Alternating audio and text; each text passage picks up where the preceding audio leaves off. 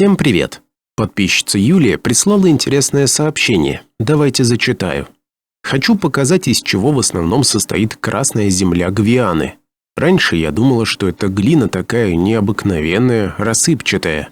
Но теперь понимаю, что это совсем не глина, а труха местных огромных деревьев, которых тут было большое количество. Я не очень сильно разбираюсь в деревьях. Я знаю, что в Гвиане огромное количество их видов. Есть очень редкие с драгоценной древесиной – красного, тигрового, бордового, черного и прочих цветов, которые добывали тут всегда в сумасшедших масштабах. Вырубали целые плантации, и деревья эти зачастую просто громадные и в ширину, и в высоту. Что-то в прошлом, возможно, случилось на этом участке земли, большое наводнение, потоп, который повалил деревья. И дальше вода их разложила уже до состояния трухи и песка, из-за чего сегодня земля Гвианы и стала такого необычного ярко-красно-оранжевого цвета. Она прислала 2 видео и 3 фотографии. На одном видео показан ствол обычного дерева, всем нам привычного, стандартного, который из-за воды уже разложился до состояния трухи. Давайте посмотрим, что говорит Юлия, что говорит автор. Да вообще, это, знаешь, капец. Вот так вот деревья превращаются в песок, самый натуральный. А что для этого нужно? Просто воды немножко. Вернее, немножко, наоборот. Для этого нужно Да. в воде побыть. Вот. А это настоящее дерево ведь. Их тут много таких, вот они все сыпятся. На другом видео это вроде как официально камень, официально скала, но автор говорит, что скорее всего это не камень, а стволы огромных деревьев, которые из-за древности развалились в труху, практически в глину. Давайте еще раз послушаем, что говорит автор. Хочу показать, как она разваливается. Что-нибудь взять, отломить от нее. Это вот мы думаем, что это дерево, потому что реальная структура как у дерева, но в то же время его берешь в руки, он просто рассыпается. Не знаю, просто такие деревья необычные, видимо, что ли. Сейчас возьмем. Поближе.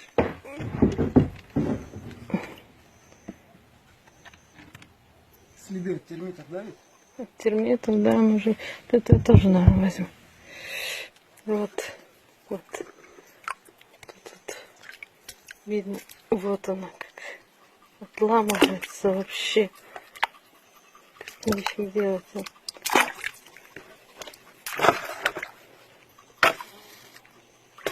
Как я могу прокомментировать данное видео? Есть растения, которые в качестве строительного материала используют оксид кремния, то есть обычный песок. Это хвощи, а также некоторые водоросли. Хвощи любят расти на бедных почвах, на песке и на глине, и как-то умеют растворять диоксид кремния и строить из него свой стебель. В прошлом хвощи были огромных размеров. Скорее всего, были и другие деревья, использующие кремний в качестве строительного материала своей древесины. Если подобная древесина сгорит или сгниет, получится что-то вроде глины. В глине содержится большое количество диоксида кремния. Если такая древесина окажется на глубине без доступа к кислороду, может получиться уголь. Шлак после сгорания каменного угля содержит примерно тот же химический состав, что и глина. Если кремниевая древесина окажется в растворе минералов, то получается полудрагоценный камень – агат. Такое мы можем видеть в пустынях США. Еще одно интересное сообщение из интернета. В Венгрии на дне открытого песчаного карьера были обнаружены 16 старинных огромных пней болотных кипарисов. Диаметр пней у основания от 8 до 3 метров. Толщина песка над пнями составляет 60 метров. Примечательна сохранность этих пней, и при этом древесина не окаменела. Здесь на фотографиях мы видим карьер, в котором был выбран песок, и под слоем песка оказались пни деревьев, которые растут на черноземе. То есть вот эта область когда-то была нулевой отметкой, если так можно сказать. На этом черноземе росли деревья, после чего эти деревья были засыпаны 60-метровым слоем песка. Официальная датировка пней приблизительно 8 миллионов лет. Но это не точно. Сам возраст деревьев 300-400 лет. Ученые объясняют сохранность деревьев песчаной бурей, которая накрыла лес. На мой взгляд, это очень интересная находка, подтверждает катастрофичные события в прошлом, которые официальная наука постоянно отвергает, заявляя, что ничего не было, все было тихо и ровно. На этой фотографии мы видим толщину слоя песков. Все пески немного разного цвета, от почти белого до рыжего. На самом верху мы видим слой глины, на которой образовался тонкий-тонкий слой чернозема. А внизу мы видим древний чернозем, на котором когда-то росли деревья. Тут давайте остановимся поподробнее. Слоеность песков говорит о следующем, что засыпание данной местности песком происходило послойно. Сперва это был песок одного цвета, а потом другого. Сколько времени проходило между засыпаниями песком разного цвета, неизвестно. Это могло быть и за сотни, и тысячи лет, и за один прием, когда смесь из воды, песка разной фракции, глины и чернозема отстаивалась в этом месте. Сперва выпал самый крупный песок, потом помельче, потом глина, а самый легкий чернозем осадился последним. Похожий эксперимент может сделать каждый. Нужно взять емкость, насыпать туда камни, песок, глину, чернозем и взболтать. Смесь сама собой расслоится на фракции. Внизу будут камни, потом песок, потом глина, потом чернозем.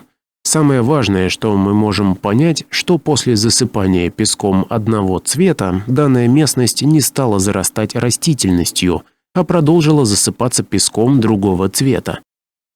Конечно, возникает вопрос, откуда взялось столько песка и какая сила этот песок переместила. Насчет песка. Его природу я до конца не могу объяснить.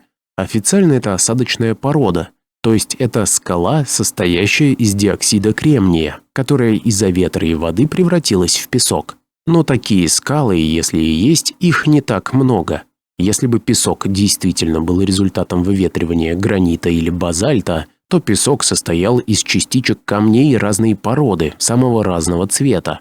И диаметр частичек песка был бы от пылинки до огромного валуна, все вперемешку.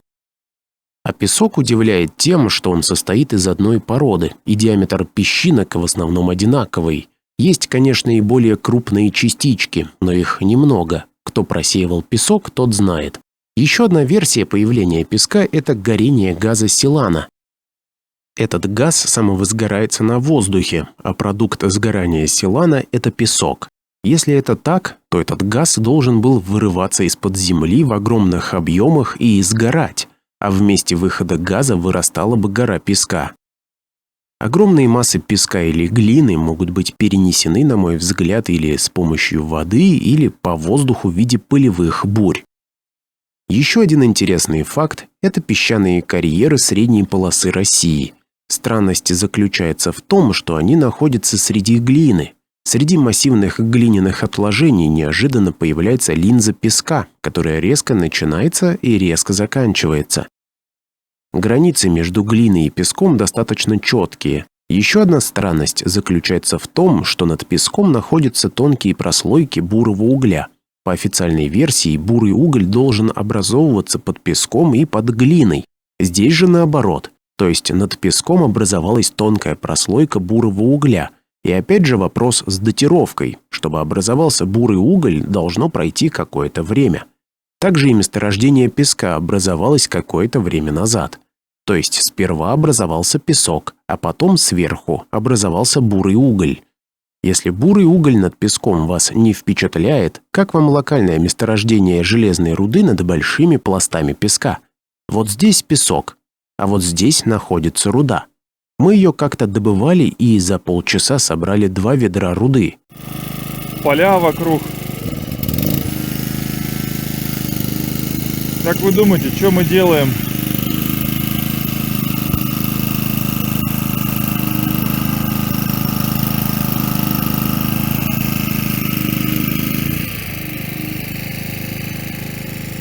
Мы не ищем легких путей. Мы вон там добываем руду. Сейчас покажу.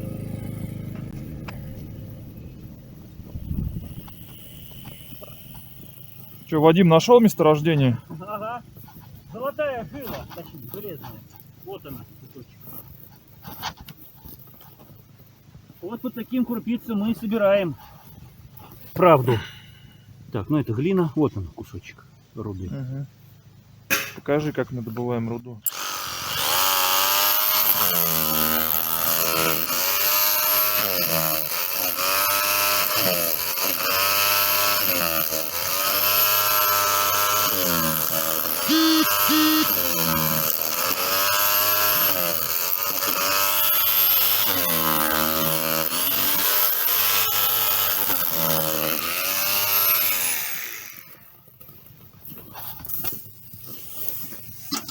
Надо показать, наверное, что мы тут уже нашли.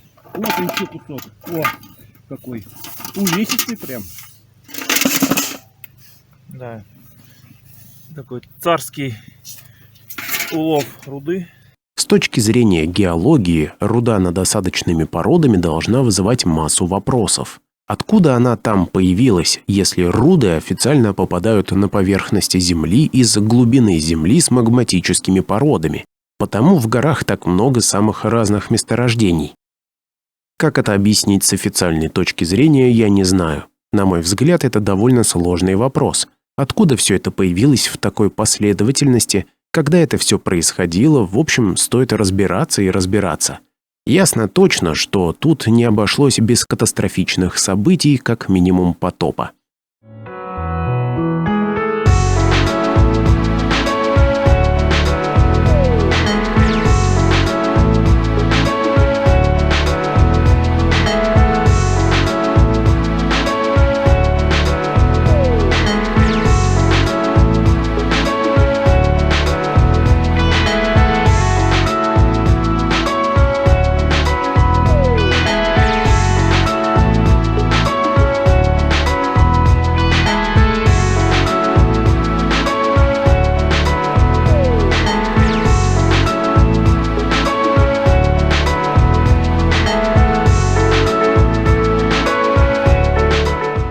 На этом ролик закончен. Подписывайтесь на канал, пишите свои комментарии. До новых встреч. Пока.